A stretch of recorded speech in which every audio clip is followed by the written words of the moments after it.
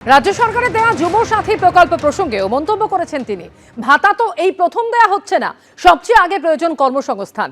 2 কোটি লোকের চাকরি দেব বলে দুটোও দিতে পারলাম না, এটা না করে কর্মসৃষ্টি করা প্রয়োজন মন্তব্য করেছেন পার্থ চট্টোপাধ্যায়।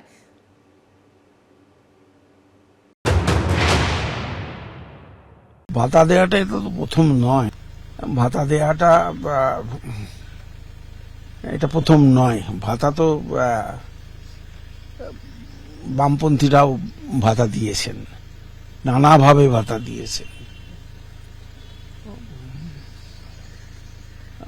বিজেপি গভর্নমেন্ট, কেন্দ্রীয় সরকার বা বিজেপি শাসিত রাজ্যেও ভাতা আছে, কিন্তু কর্মসংস্থানটা সবচেয়ে আগে। বহু চাকরি দেওয়া যেতে পারত, এই ভাতার বিকল্প তো ছিল। প্রায় 6 লক্ষ মতন আসন, মানে শূন্য পদ রয়েছে। সেগুলো কি করলেন না করলেন মমতা ব্যানার্জি বা কি ভাবনা চিন্তা তার আমি জানি না।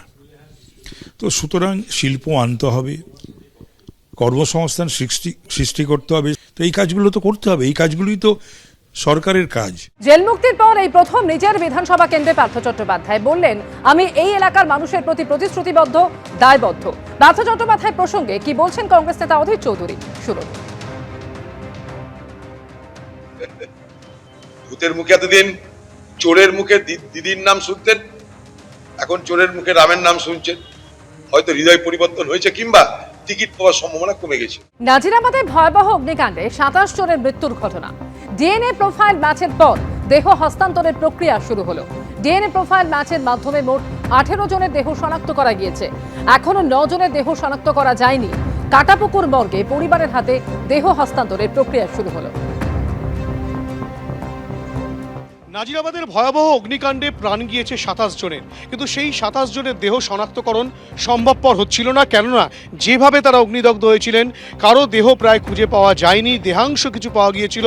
একজনের অগ্নিদগ্ধ দেহ উদ্ধার হলেও বাকিদের কিন্তু দেহাংশ পাওয়া গিয়েছিল, এবং সেই দেহাংশ থেকে কিন্তু একেবারে স্পষ্টভাবে কোনটা কার দেহ সেটা শনাক্তকরণ সম্ভবপর ছিল না। ইতিমধ্যেই যে চিত্র দেখাবো, কাটাপুকুর মর্গে কিন্তু 18টি পরিবারের সদস্যরা তারা কিন্তু এসেছেন। কারো বা ছেলে, কারো বা ভাই, কারো বা স্বামী, যারা এই অগ্নিকাণ্ডের জেরে মৃত, তাদের পরিবারের সদস্যদের হাতে কিন্তু প্রশাসনের তরফ থেকে, পুলিশের তরফ থেকে দেহাংশ তুলে দেওয়ার প্রক্রিয়া শুরু হয়েছে। পূর্ব মেদিনীপুর, পশ্চিম মেদিনীপুর এবং দক্ষিণ 24 পরগনার বেশ কয়েকজন তারা কিন্তু এসে উপস্থিত হয়েছেন। অর্থাৎ কিনা 18টি পরিবারের সদস্যরা তারা এসেছেন, এবং এই কাটাপুকুর মর্গ থেকে কিন্তু সেই সব দেহাংশ যেগুলো চিহ্নিতকরণ সম্ভবপর হয়েছে সেই প্রক্রিয়া কিন্তু সম্পন্ন করা হবে। এবং বাকি আর যে কজন রয়েছে 27 জনের মধ্যে 18 জনের দেহ দিয়ে দেওয়া হচ্ছে, দেহাংশ দিয়ে দেওয়া হচ্ছে পরিবারের হাতে, এবং বাকিদেরও কিন্তু ডিএনএ প্রোফাইল ম্যাচ করার পর সেই সব দেহাংশ তুলে দেওয়া হবে, তেমনটাই কিন্তু প্রশাসন সূত্রে খবর। ক্যামেরায় অভিজিৎ দত্তের সঙ্গে হিন্দোল দে, এবিপি আনন্দ, কলকাতা। এবিপি আনন্দ, এগিয়ে থাকে, এগিয়ে রাখে।